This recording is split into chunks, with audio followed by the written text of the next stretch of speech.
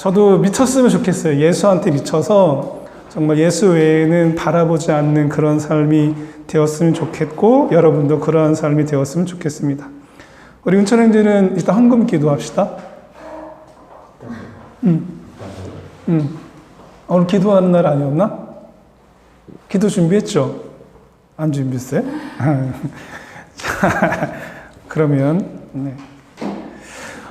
우리 다시 한번 말씀을 봅니다. 말씀 보면 바리새인들이 하나님의 나라가 어느 때에 임하니까 라고 이렇게 예수님께 질문을 합니다. 하나님의 나라가 언제 옵니까? 라고 이렇게 물었던 그들의 질문의 의도는, 이 사람들은 늘 하나님의 나라에 대해서 미쳐 있었어요.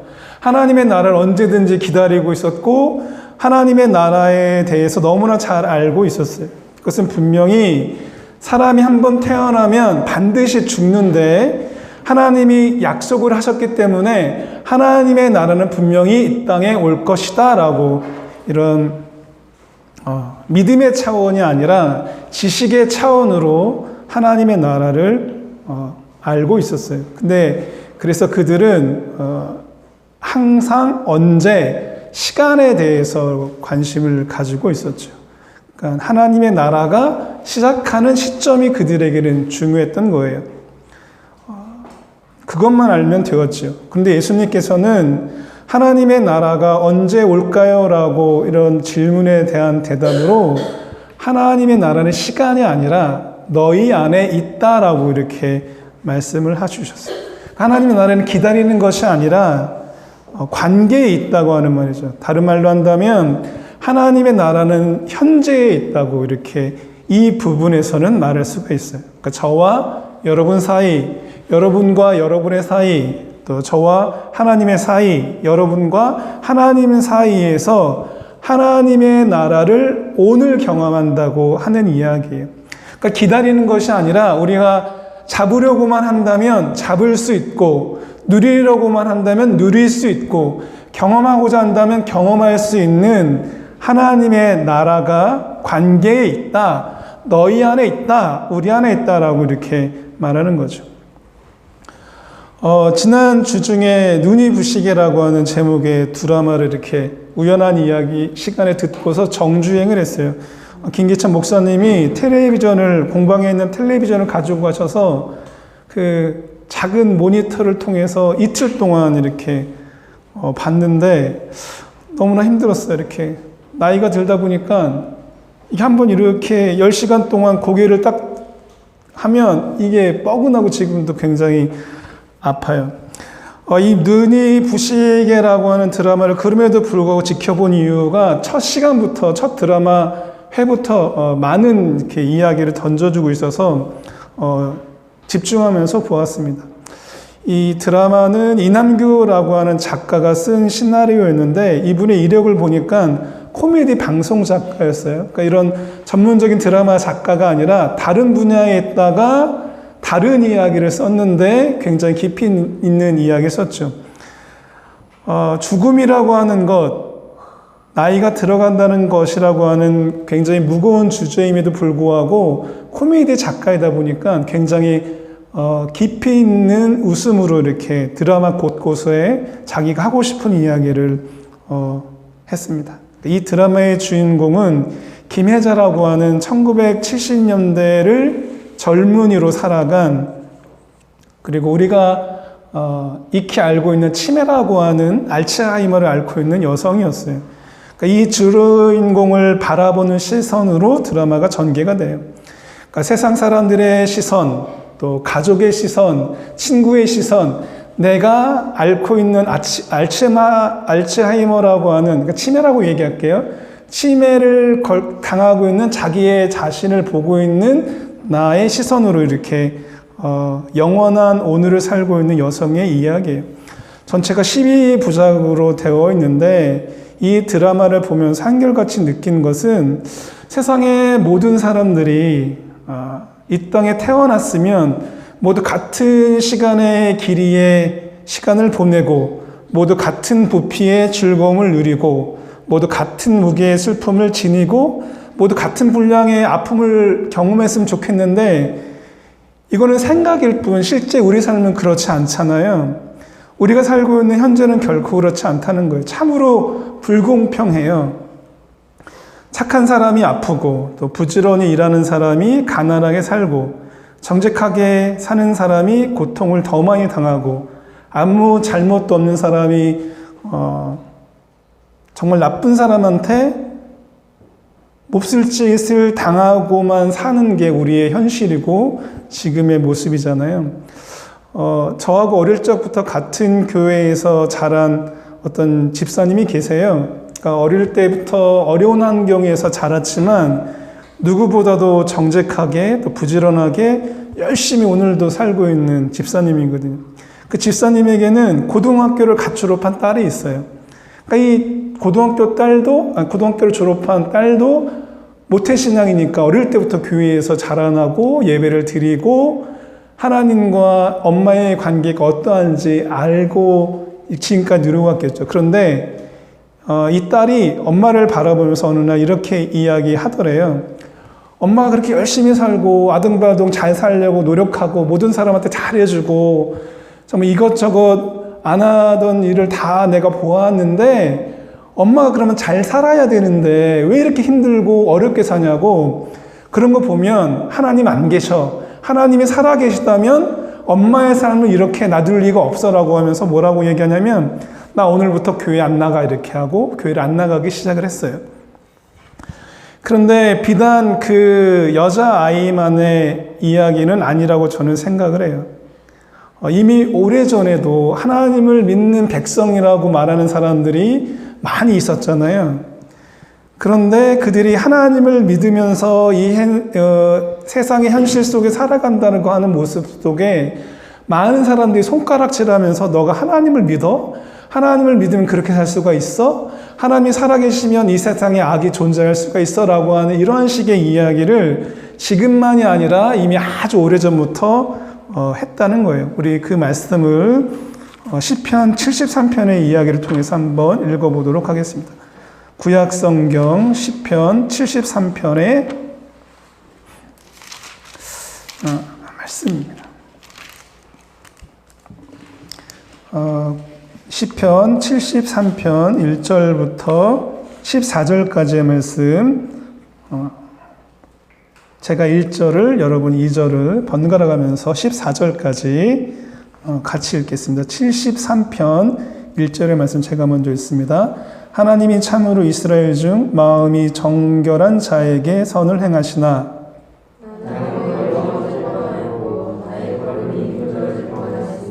이는 내가 악인의 형통함을 보고 오만한 자를 질투하였음이로다. 사람들이 당하는 고난이 그들에게는 없고 사람들이 당하는 재앙도 그들에게는 없나니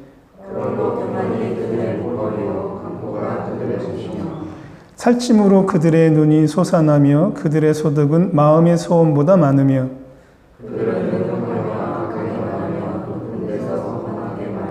그들의 입은 하늘에 두고 그들의 혀는 땅에 두루 다니도다.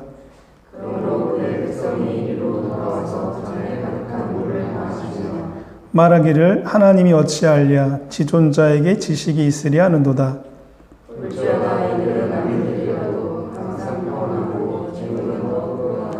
내가 내 마음을 깨끗하게 하며 내 손을 씻어 무죄하다는 것이 실로 헛되도다. 함께 나는 종일 재난을 당하며 아침마다 징벌을 받았도다. 이 시편 73편을 기록한 사람의 이야기가 무엇이냐면 내가 하나님을 믿는 사람으로 정말 열심히 살려고 하나님 제대로 믿으려고 바르게 살려고 아등바등 살아도 오히려 내가 당하는 고통이 더 많고 괴롭다는 거예요. 죽고 싶다는 거예요. 그런데 하나님을 믿지 않는 저 악한 사람들은 오늘도 하나님을 욕하고 하나님을 저주하고 하나님께 불평하는데도 불구하고 잘 먹고 잘 산다는 거예요. 그게 너무나 억울하다고, 그게 너무나 힘들다고, 그것이 너무나 괴롭다고 이야기하는 한탄시라고 이렇게 이야기해요. 그런데 이게 이 사람만의 이야기는 아니잖아요. 저의 이야기이기도 하면서도 여러분의 이야기라고 생각이 되어져요. 세상이 답답하고 억울할 때, 그리고 사랑하는 사람이 고통을 당할 때 우리 안에서 가장 먼저 나오는 말이 뭐냐면 하나님 대체 어디 계시냐고, 어디 계시냐고 하는 이러한 말이에요. 하나님을 원망하는 일에서부터 모든 문제의 해결점을 찾으려는 게 우리의 모습이라는 거예요. 드라마 눈이 부시게 상황도 결코 다르지 않아요. 이 드라마 전체를 쭉 이렇게 보게 되면 어느 날 태어나서 보니까 술주정뱅이의 폭력적인 아버지가 나의 아버지예요. 그런 아버지 밑에서 자랐으니까 온전한 아버지나 가정의 모습을 경험하지 못했을 거잖아요. 근데 그런 남편과 어렵사리 가정을 꾸려나가는데 행복한 가정을 이루어요. 근데 그것도 오래지 않아서 남편이 갑작스럽게 죽게 되고, 갑작스럽게 남편은 죽고 남겨진 이 어린 아들은 자신의 잘못이 아니라 자동차 사고로 불구의 몸이 되어버려요. 그런 어린 아들을 끌어안고 살아남아야 하는 여성의 모습은 참으로 힘겹잖아요. 드라마 중간에도 그런 대사가 나오는데, 이런 상황만 설정해 놓고 이야기를 딱 첫 마디만 들어도 말해서 뭐 하냐고, 더 길게 구체하게 설명할 필요가 없다고, 그 상황만 딱 봐도 너의 삶이 한편의 드라마처럼 머릿속에 착 그려진다고, 더 이상 이야기하지 않아도 네가 겪었던 삶이 얼마나 힘든지 알겠다라고 하는 게 대사가 나오는데, 그래요. 그래서 그 어린 아들을 품고 살아남아야 하니까 부모의 마음은 다 똑같잖아요. 아들이 건강하게 살아야 되는데 자기가 불굴하고 이 아들을 보듬으면 이 아들이 살아내야 될 세상이 너무나 힘드니까 그냥 내버려 둬요. 이 여인이 겪는 상황은 더 이상 말할 필요도 없이 참으로 고통과 고난의 시간이었죠. 근데 이 여인이 늙어서 편안하게 죽으면 괜찮은데 알츠하이머라고 하는 치매에 걸려요. 근데 그런 자신에게 놀라운 선물이 도착하게 되는데 시간을 되돌릴 수 있는 시계를 선물로 받아요. 그러니까 이 여자는 알츠하이머라고 하는 그 병을 과거로 돌아갈 수 있는, 되돌릴 수 있는 시계라고 이렇게 생각을 하게 되는 거죠. 근데 우리도 종종 그러한 꿈을 꾸잖아요. 만일 누군가에게서 시간을 되돌릴 수 있는 시계를 선물로 준다면 과연 어느 시점으로 돌아가서 다시 살고 싶을까? 다시 살았으면 좋겠다라고 누구나 다 그런 생각을 갖게 되는데, 저도 드라마를 딱 멈추고 그런 시간을 가져봤어요. 후회스럽고 창피하고 어리석은 판단을 했던 때가 있는데, 정말 그때로 돌아가서 다시 시작하고 싶다라는 게 저의 솔직한 마음이었어요.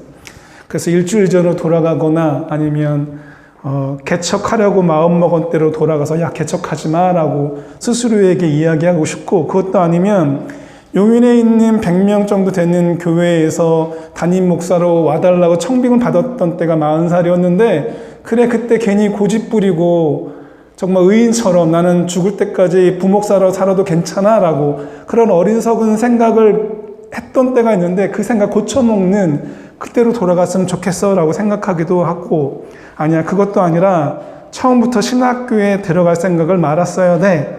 아니면 그것도 아니면 고등학교 때 교회를 다니지 않은 게 더 좋았을 거야 라고 생각하기도 했어요.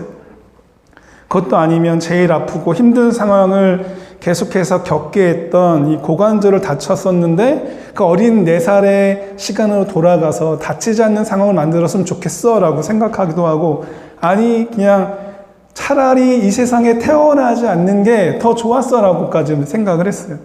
그런데 이런 것들이 저만 가지고 있는 생각이 아니라 옛날 구스 땅에 욥이라고 하는 사람이 있었는데, 이 사람이 얼마나 정직하고 믿음이 충만하고 바르게 살았던지 사단이 시기를 했어요. 게다가 이 사람이 그것뿐만 아니라 부자로 살고 있었거든요. 성경을 읽다 보면 그러한 이야기가 나와요.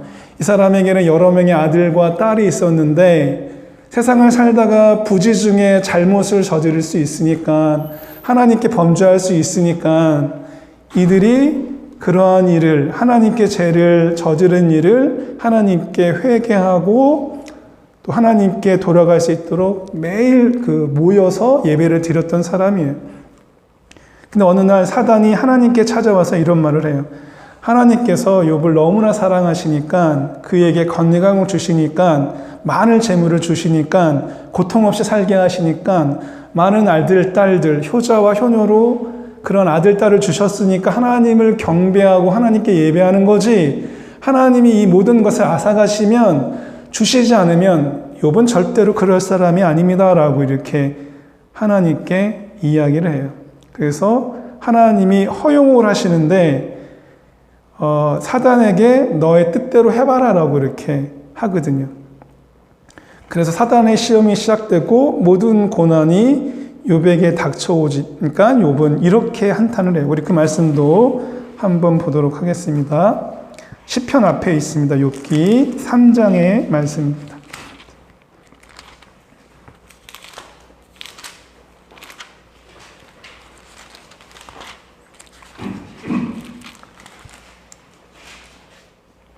욥기 3장 1절부터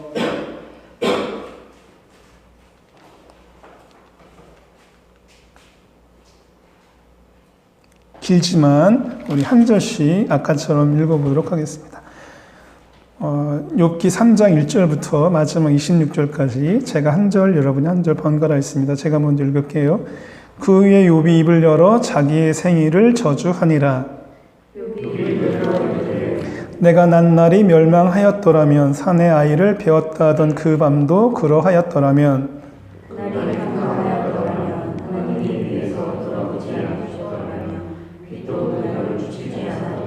어둠과 죽음의 그늘이 그날을 자기의 것이라 주장하였더라면 구름이 그 위에 덮였더라면 흑암이 그날을 덮었더라면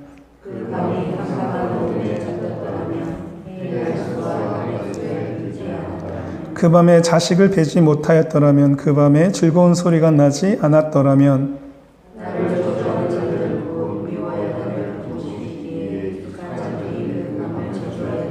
그 밤에 새벽별들이 어두웠더라면 그 밤이 광명을 발할지라도 얻지 못하여 동틈을 보지 못하였더라면 좋았을 것을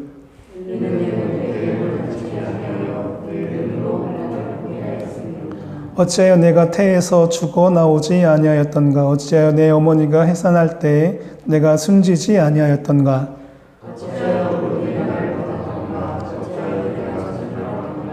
그렇지 아니하였던들 이제는 내가 평안히 누워서 자고 쉬었을 것이니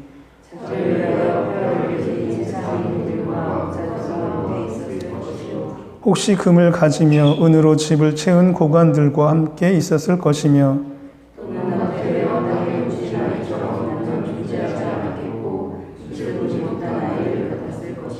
거기서는 악한 자가 소유를 그치며 거기서는 피곤한 자가 쉼을 얻으며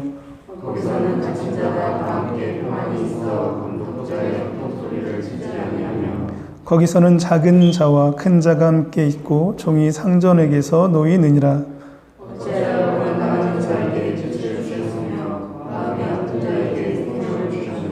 이러한 자는 죽기를 바라도 오지 아니하고 땅을 파고 숨긴 보배를 찾음보다 죽음을 구하는 것을 더하다가 하나님에게 둘러싸여 길이 아득한 사람에게 어찌하여 빛을 주셨는고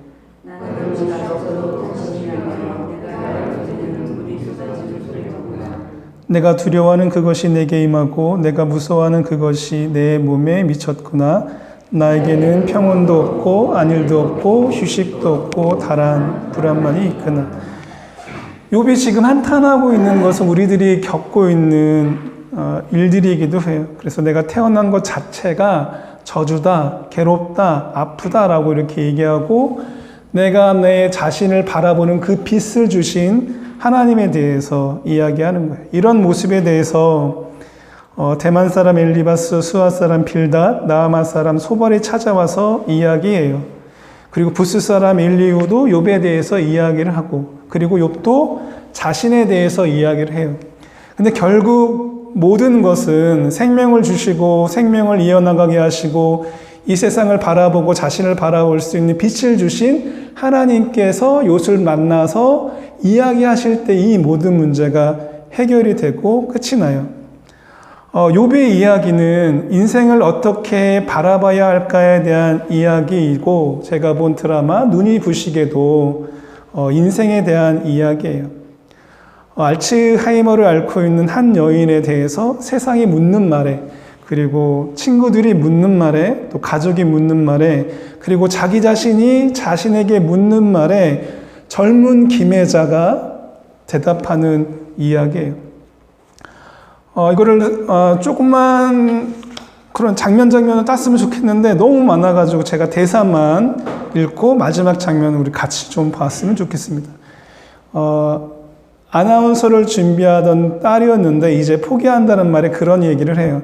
잘 사는 것과 잘난 것의 차이가 무엇인지 아냐고 엄마가 이야기하기를 지질이 못나도 나 여기 살아있다. 봐라 내가 잘 살아남아서 다른 못난 것들도 다들 잘 살아라. 나를 봐라고 하는 게 잘 사는 거고 잘난 것은 그냥 태어나기만 하면 된다라고 이렇게 일어서 이야기해요. 이 화를 보면 여전히 자기 자신에 대해서 한탄하고 능력도 없는데 아나운서가 되려고 했던 헛된 꿈을 꿨던 그 모습에 대해서 미용실을 하고 있던 엄마를 찾아와서 이야기할 때 그렇게 이야기를 해요. 어느 부모가 자식들을 객관적으로 바라보냐고, 다 주관적으로 보는 거 아니냐고. 미용이나 할까? 엄마처럼 미용이나 할까? 그게 쉬워 보이냐고. 그 딸이 얘기해요. 그럼 나 뭐해 엄마? 아무것도 할 게 없어 라고 이렇게 말할 때 엄마가 이야기해요. 네가 찾아야지 그걸 나에게 묻느냐고. 그 3화를 보면 힘들고 어려운 이야기를 늘어놓으면서 하는 이야기가 다른 사람이 나의 삶보다 더 힘들고 어렵고 고통스럽지만 내가 내 이야기, 내 인생을 쭉 봐도 제일 큰 거짓말 같고 제일 큰 뻥 같아 라고 이렇게 이야기해요.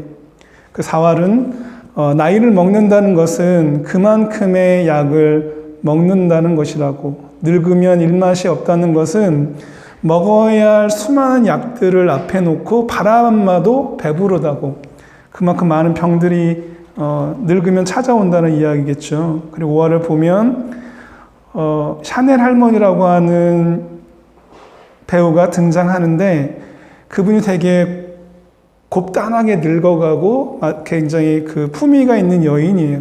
근데 그런 여자와 같이 이야기하면서 뭐라고 얘기하냐면 갑작스럽게 늙음이라는 것이 찾아오지 않고 정말 천천히 늙어가면 이 모든 것, 내가 나이 들어가는 것, 병이 드는 것, 죽게 된다고 하는 사실을 받아들일 수 있을까라고 이렇게 이야기해요. 6화에서는 그녀가 사랑하던 사람과 다시 한번 꿈을 꾸면서 그 행복한 시간을 이어가려고 하는데 알고 있어요. 꿈에서 깨어나면 이 모든 것이 물거품이 된다는 것을. 근데 꿈이었지만 행복했고 그 꿈에서 놓이지 않고 그 기억에서 살아갈 거라고 이렇게 이야기하는 장면이 나오고, 7화에서는 등가 교환의 법칙이라고 하는 것이 나오는데 뭔가를 얻고 싶으면 반드시 대가를 지불해야 되는 것이 인생이라고, 그것이 행복이든 돈이든 명예든 내가 얻고자 하는 것이 있으면 반드시 내 편에서 잃어야 하는 것도 있다라고 이렇게 얘기해요. 9화를 보면 죽음이 너무 허무하다고, 어제까지만 해도 이야기하고 체온이 느껴지던 사람이었는데 그 사람이 죽어버려서 내 시야에서 내 눈에서 사라지면 전혀 존재하지 않았던 것처럼 느껴진다고. 그래서 장례식장에 있는 영정사진을 보고 그렇게 한탄을 해요. 참 인생이 허무하다고.